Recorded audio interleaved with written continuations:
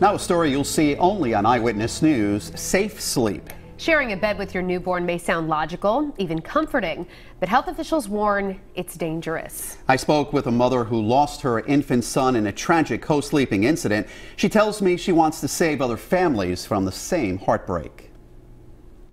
It's a joyful time, parents taking their newborn home from the hospital. But getting a baby to sleep at night can be challenging. Health officials say bringing your infant into your bed to sleep with you can turn tragic. It's hard to think that if I hadn't brought him in my bed, I would still have, he'd still be here. Amanda Cicito is a mother of 3. She tells me the bedtime routine was the same every night. She would put her newborn son Benjamin to sleep in his bassinet. After a few hours, Ben would wake up and Amanda would bring him into her bed to breastfeed him, and they would both fall asleep.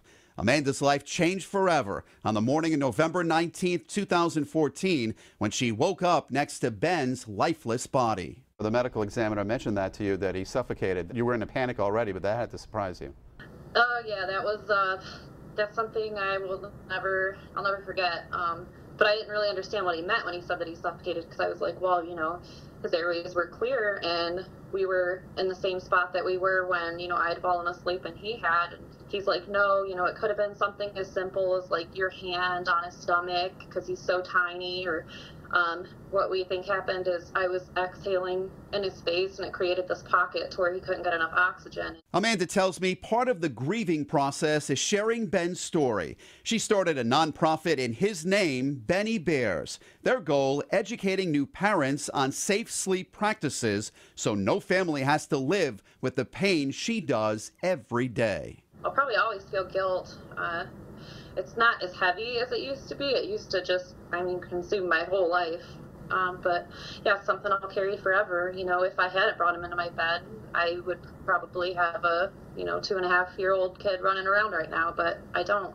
We checked with the Rhode Island Department of Health, and over the past 2 years, we've learned there were 8 deaths related to parents sleeping with a baby. Across the country, we know about 3,500 babies die each year during sleep.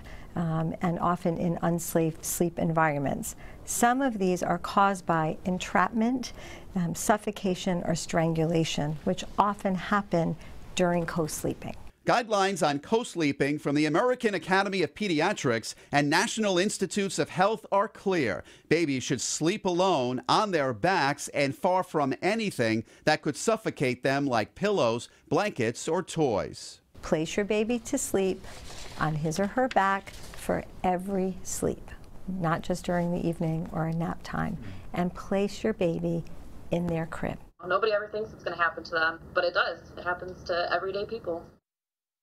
New details now in a story you saw only on Eyewitness News, Safe Sleep.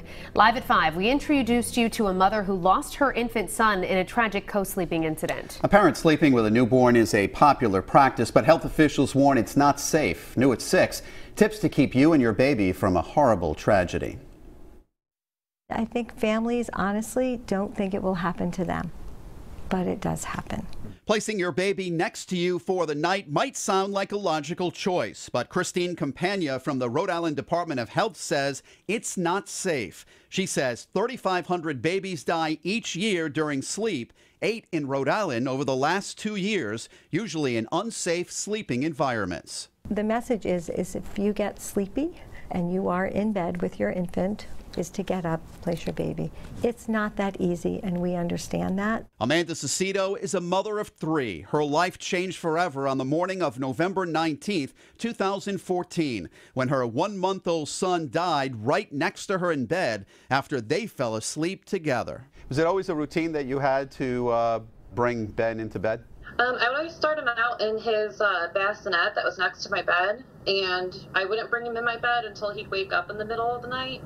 And that's when I'd bring him in when he was hungry. I would, bring him in my bed, change his diaper, and then I would breastfeed him and we would fall asleep. The medical examiner said Ben suffocated. What we think happened is I was exhaling in his face and it created this pocket to where he couldn't get enough oxygen. The Rhode Island Department of Health has a variety of programs to support pregnant women, their families, and newborns. You can have a nurse, social worker, and our community health worker come out and visit with you and go over those safe sleep techniques. Late last year, the American Academy of Pediatrics announced new recommendations to protect against SIDS and other sleep-related infant deaths. They include placing your baby on his or her back on a firm sleep surface like a crib or bassinet with a tight-fitting sheet. Avoid using soft bedding, including crib bumpers, blankets, pillows, or soft toys. And share a bedroom with parents, but not the same sleeping surface, preferably until the baby turns 1.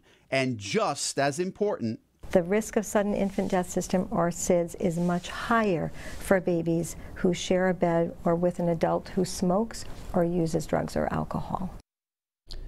Now, we also asked the health department about baby boxes, a popular product for parents who want to sleep near their newborns. Currently, they do not recommend using them, saying they want to see more research done. Now, if you want to learn more about safe sleep, we have links to the Department of Health and the American Academy of Pediatrics. It's on our website, WDPRI.com.